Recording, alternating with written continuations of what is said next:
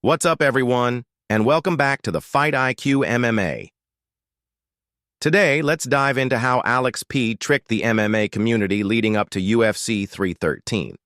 He posted numerous videos of himself side-questing, making figures like Daniel Cormier and Chael Sonnen question whether he was fully committed to his training camp. Concerns grew. Was Alex P taking this fight seriously?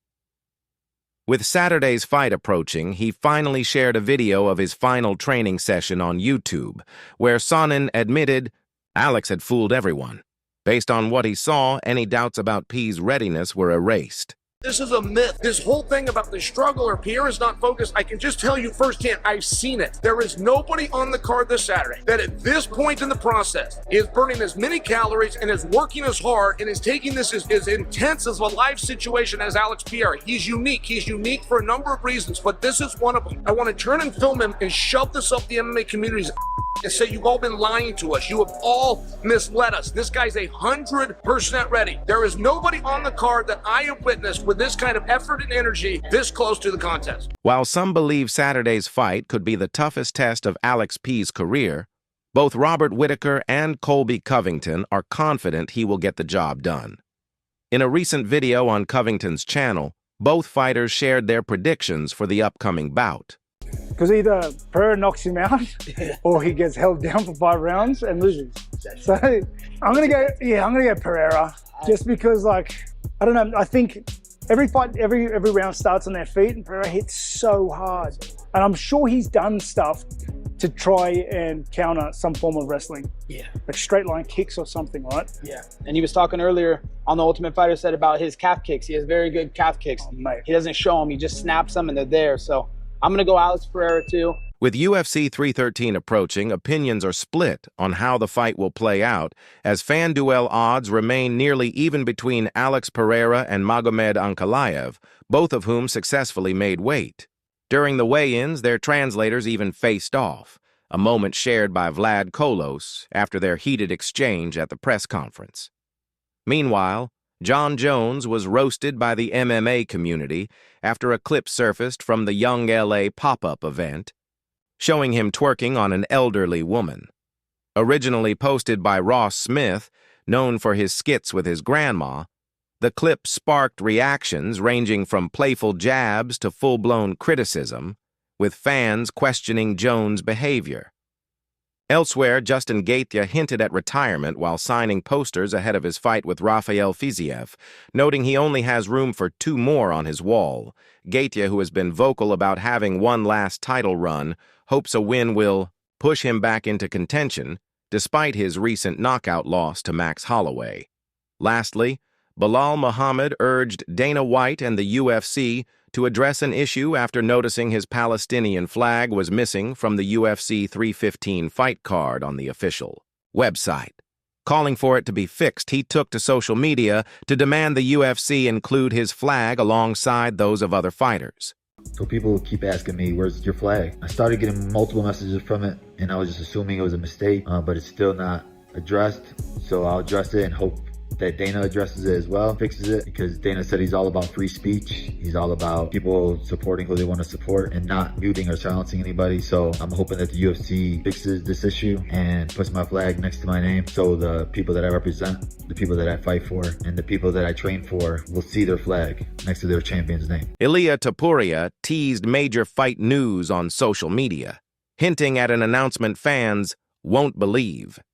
Since confirming his move to lightweight and vacating the featherweight title, speculation has been swirling about his next opponent. Some believe the UFC is waiting for the Belal Muhammad vs. Jack Della Maddalena fight to determine Islam Makhachev's future, while others, including Chael Sonnen, think Topuria could replace Michael Chandler in a fight against Paddy Pimblett. Meanwhile, Topuria spoke about a potential fight with Makhachev, stating he doesn't see anything special in the champion's striking and believes he could knock him out or submit him. In other UFC news, Dan Hooker called out Arman Tsarukyan for a fight at UFC 317 after months of social media jabs between them, with Hooker even making fun of Tsarukyan's appearance and past behavior. Elsewhere, UFC fight updates include Randy Brown versus Nicholas Dalby being added to the Kansas City card, while Ryan Loder and Azamat Bekoev are set to clash in Des Moines. However, the Ismael Bonfim versus Austin Hubbard fight was quietly removed from the UFC schedule for unknown reasons.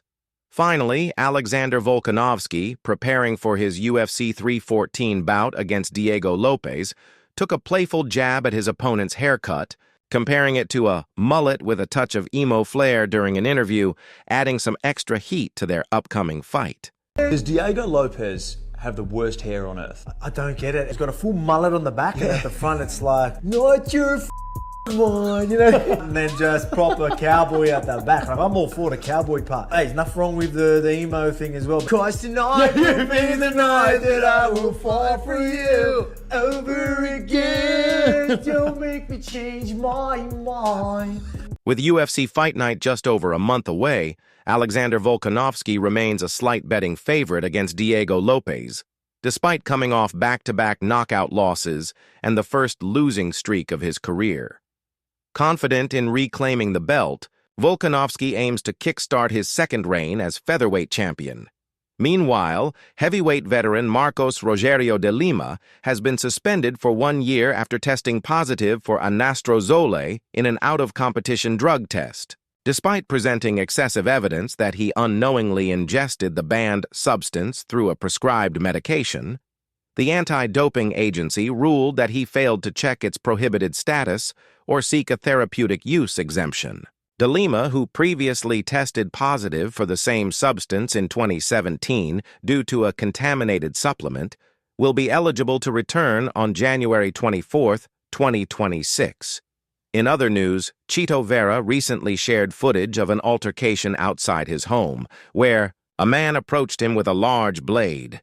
Vera quickly retrieved a firearm from his truck, causing the individual to flee. Due to YouTube guidelines, the footage had to be heavily censored, sparking online debates about whether the incident was staged.